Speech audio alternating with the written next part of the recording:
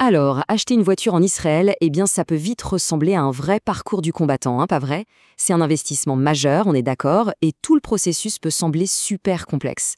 La question, c'est comment on transforme tout ça en un plan clair et bien maîtrisé.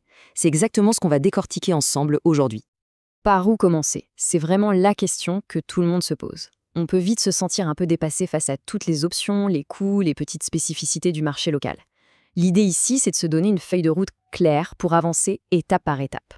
Du coup, voilà notre plan de match. On va commencer par le contexte général de l'achat en Israël.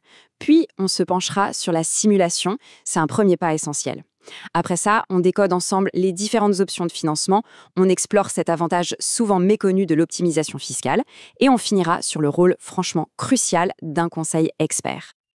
Allez, c'est parti. Première chose à bien avoir en tête, acheter un véhicule ici, ce n'est pas une petite décision. C'est un vrai engagement financier qui demande une planification sérieuse. Et c'est là que ça devient intéressant. Le marché israélien, il a ses propres règles du jeu. Ce n'est pas du tout comme acheter une voiture en France ou ailleurs en Europe. Comprendre ces particularités, c'est vraiment la clé pour faire un achat intelligent et surtout pour éviter les mauvaises surprises. Bon, alors concrètement, on démarre où? L'étape la plus logique et la plus simple, c'est le simulateur de crédit auto. C'est vraiment le point de départ pour avoir une vision chiffrée de son projet. Ce qui est génial avec ce genre d'outil, c'est que ça donne tout de suite une idée très concrète de l'impact financier. Combien par mois? Ça coûtera combien au total? Ces chiffres y permettent de visualiser l'engagement et de commencer à comparer des scénarios. C'est une base de travail tout simplement indispensable. Mais attention, petite mise en garde. Une simulation, ça donne les chiffres bruts. Mais est-ce que c'est vraiment suffisant pour optimiser à fond son achat? La réponse, vous vous en doutez, c'est non. Ce n'est que le tout début de l'analyse. Allez, on entre maintenant dans le vif du sujet, les différentes façons de financer un véhicule en Israël. C'est vrai, c'est là que ça peut paraître plus complexe, mais c'est aussi là qu'il y a le plus d'opportunités à saisir. Bon, regardons ça de plus près. Ce tableau, il résume super bien les 4 grandes options sur la table. D'abord, le prêt bancaire classique. Ça, c'est la voie directe, on va dire, pour être propriétaire.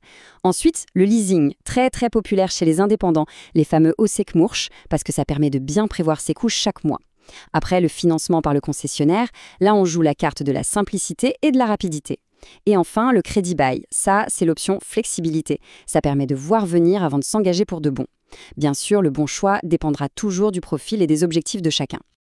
Et maintenant, on aborde l'avantage caché, celui que beaucoup de gens, surtout les professionnels, ignorent ou sous-estiment. Là, on ne parle plus seulement de financer une voiture, on parle de la transformer en un véritable outil fiscal.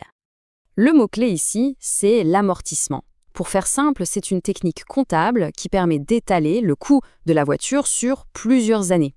Et donc, chaque année, une partie de ce coût vient en déduction du revenu imposable. Croyez-moi, c'est un levier fiscal qui peut être extrêmement puissant. En pratique, ça se passe comment? C'est une stratégie en plusieurs étapes. D'abord, on analyse toutes les déductions possibles. Ensuite, on gère intelligemment la TVA, qui est souvent récupérable pour les pros. Puis, on utilise ce fameux amortissement dont on vient de parler pour faire baisser le revenu imposable. Et enfin, on cherche s'il n'y a pas d'autres avantages fiscaux spécifiques à aller chercher. C'est un vrai jeu de stratégie financière. On arrive à la dernière pièce du puzzle. La simulation est faite, les options sont plus claires. Mais comment on passe de la théorie à une réalité qui soit vraiment optimisée? C'est pile à ce moment-là qu'un regard expert fait toute la différence. Parce qu'un expert, lui, il va bien au-delà des chiffres d'un simple simulateur. Son rôle, c'est d'analyser la situation financière globale, de conseiller la structure de financement la plus pertinente, de s'occuper des démarches, de négocier les meilleurs taux possibles et de maximiser la capacité d'emprunt. C'est un accompagnement complet.